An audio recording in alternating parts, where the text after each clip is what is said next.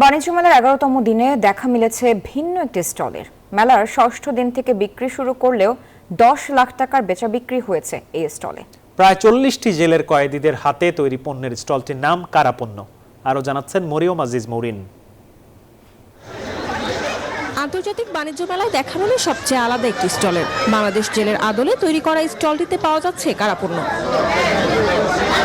প্রায় 40টি জেলের কয়েদিদের তৈরি বাহারি পণ্যে সাজানো হয়েছে কারাপণ্যের স্টল। সর্বনিম্ন 30 টাকা থেকে শুরু করে সর্বোচ্চ 6000 টাকার জিনিস পাওয়া যাচ্ছে। টেকসই ও ভিন্নতা থাকায় এসব পণ্যে আকৃষ্ট হচ্ছেন দর্শনার্থীরা। বন্দীদের হাতে তৈরি পণ্য এই কার্যক্রমকে আপনারা প্রচার করছেন, এই জন্য আমি প্রথমেই আপনাদেরকে ধন্যবাদ জানাচ্ছি। একই সাথে বলতে চাই যে বন্দীদের এই প্রশিক্ষণ কার্যক্রম এবং এই যে হস্তশিল্প তৈরি, এটা দুটো দিক থাকে।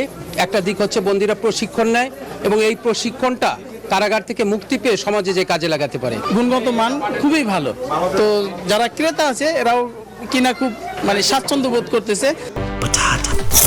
বাছাই করা আলু আর স্পাইসি সিজনিং এ প্রাণ পোটাটা চিপস নাকি বিস্কিট খেয়ে বোঝে নাও। কারাপণ্য বিক্রি থেকে যে লভ্যাংশ পাওয়া যায় তার 50% কয়েদিদের দেওয়া হয়। এসব অর্থ তারা নিজেদের জন্য খরচ করতে কিংবা পরিবারকে দিতে পারেন। বাকি 50% সরকারি কোষাগারে জমা হয়। এবারের মেলায় 10 লাখ টাকার পণ্য বিক্রি হয়েছে স্টল থেকে। মেলায় প্রদর্শিত পণ্যের মধ্যে রয়েছে কয়েদিদের নিপুণ হাতের তৈরি বাঁশ ও বেতের মুড়া, পাটের তৈরি টেবিল চেয়ার, জুতা, বিছানার চাদর, পাপোশ, কুলা সহ গৃহসজ্জার নানা পণ্যের সম্ভার। এসব পণ্যের বেচা বিক্রিও বেশ ভালো। আমি এখন যে স্টলটির সামনে দাঁড়িয়ে আছি তার প্রবেশদ্বারে লেখা কারাপণ্য বাংলাদেশ জেল। দর্শনার্থীদের ভিড়ের পেছনে এই লেখাটির বিশেষ ভূমিকা রয়েছে।